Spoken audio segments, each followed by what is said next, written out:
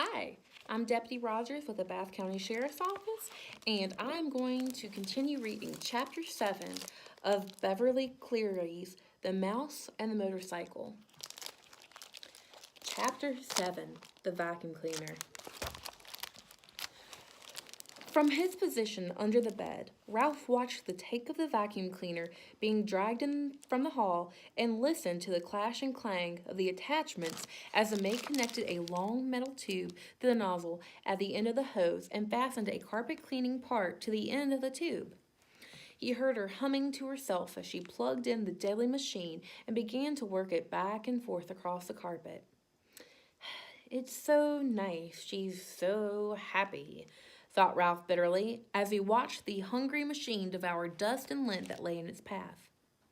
The maid's feet in white sneakers moved across the room until, without bothering to bend down to see where she was cleaning, she shoved the attachment right under the bed.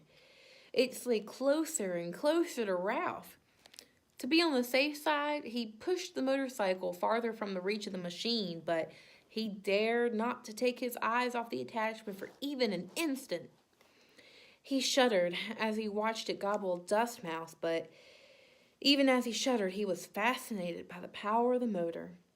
The maid began to sing, "I'll give to you a paper of pins, for that's the way my love begins."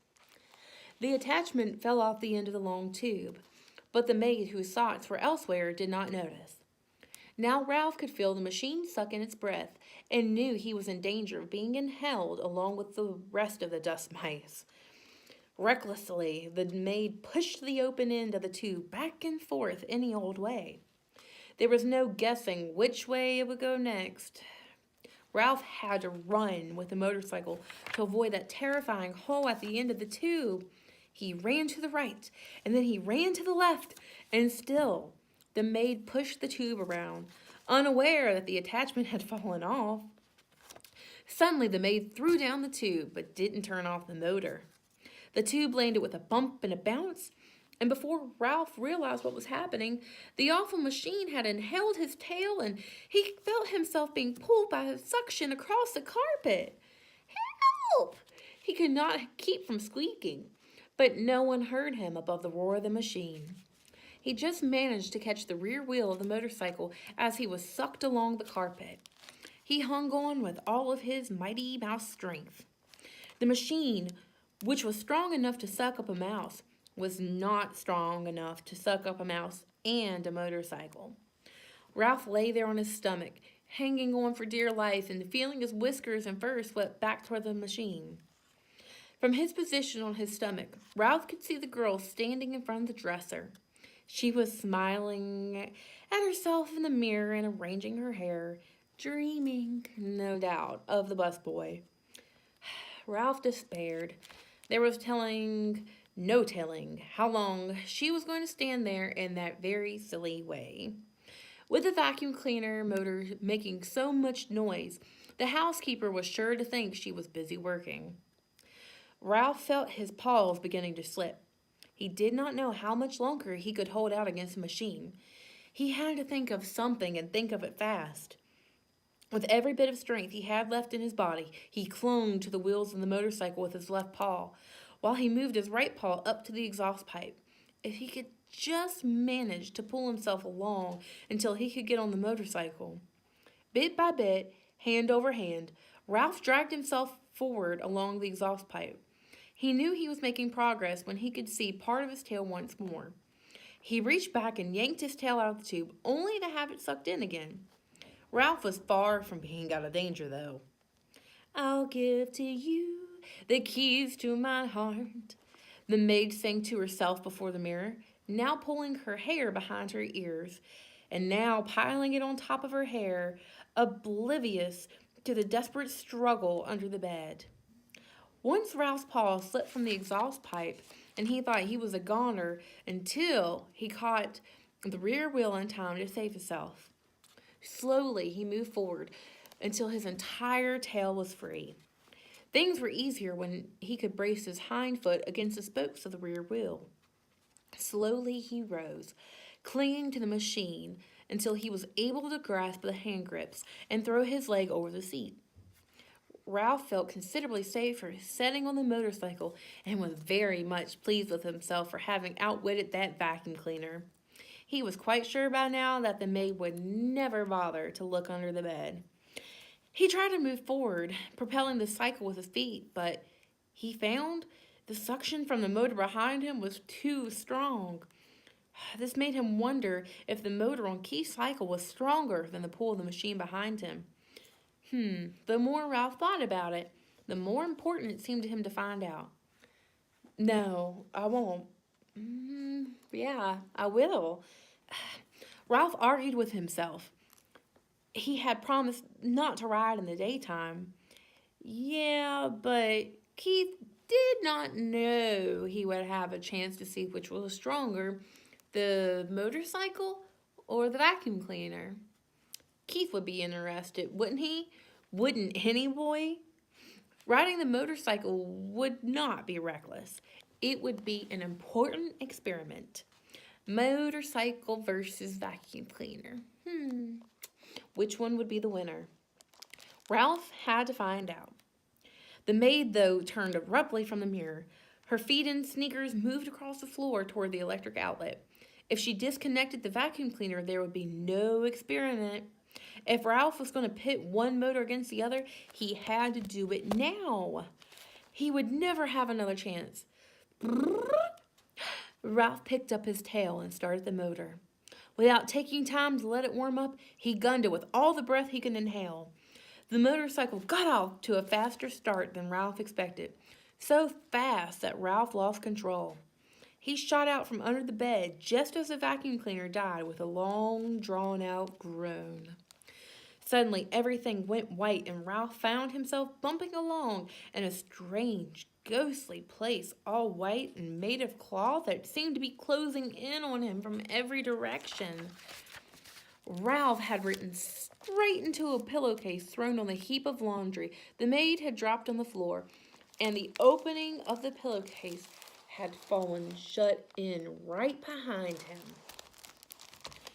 Ralph had no idea which way was out. He dismounted from the motorcycle and beat at the cloth with his fist, but everywhere he struck it was soft and yielding. He stamped his feet out only to have the cloth give softly and silently behind him. He began to wade through the pillowcase, tugging the motorcycle along behind him, while he was wondering why had he thought it was so important to test this motorcycle against the vacuum cleaner. The light, filtered through unknown layers of cloth, was dim, and he sank to his knees in bed linen with every step. When he came to a seam, he knew he had been wading this entire time in the wrong direction. "Drat!" muttered Ralph. He turned, still dragging the motorcycle, and tried to retrace his footsteps, only to find he had no idea which way he had came. There were no landmarks. The clouds of cloth were white, billowy, and yielding in all directions. Double, drat! He stamped his foot, only to find himself sinking deeper into the linen. From the swishing sounds he could hear outside, Ralph knew the maid must be unfolding clean sheets over the bed. He plodded on, dragging the motorcycle, without direction and with very little hope. "He promised to buy me a bunch of blue ribbons," sang the maid, "to tie up my bonny brown hair." Down the hall a door opened. Ralph heard a muffled woof, and in a moment the click of a small dog's toenails on the bare floor at the edge of the hall carpet, followed by sniffing that was dangerously close. The little terrier began to bark. "I know you're in there," he yipped. "Stick out your tongue and waggle your fingers at me, will you? You just wait." Paws began to scrape at the sheets and pillowcases as if the dog were trying to dig a hole. Ralph decided it was wiser not to talk back to the dog. He huddled, scarcely breathing, against the motorcycle.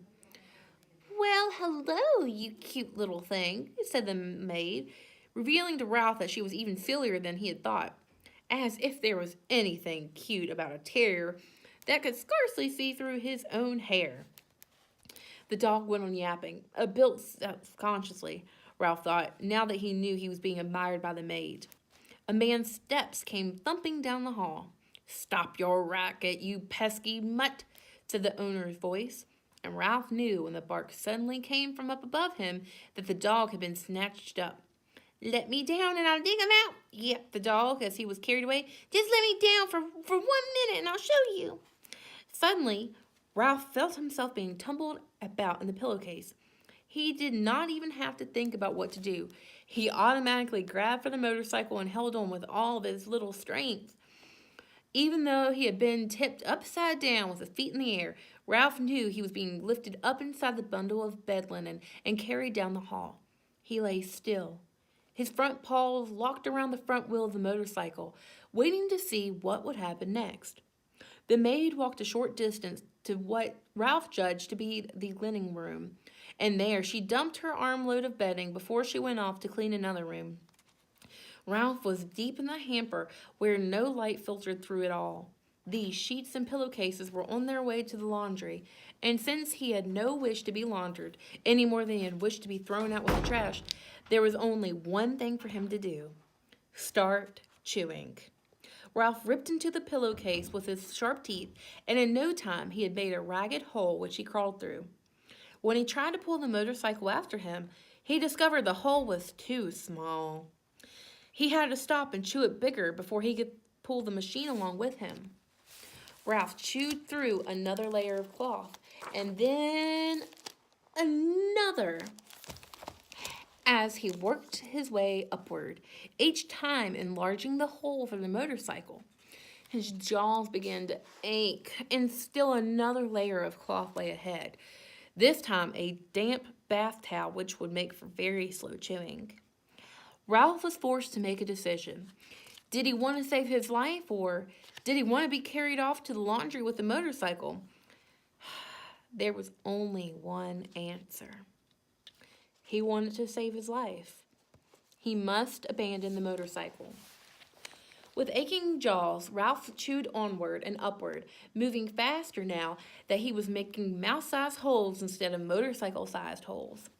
The bath towel had left an unpleasant furry taste in his mouth. Gradually, light began to filter through the cloth until finally, when Ralph thought he could not force his jaws to close on one more mouthful of fiber, he emerged into daylight at the top of the hamper. "Phew!" Ralph gasped, rubbing his aching jaws and wading across the sheets to the edge of the hamper. He leaped lightly to the floor and, hugging the baseboard, scurried down the hall to room 215, where he flattened himself and squeezed under the door. Safe but exhausted and filled with remorse at the loss of Keith's motorcycle, Ralph dragged himself off to the mouse hole to catch up on the sleep he should have had that day. Thank you.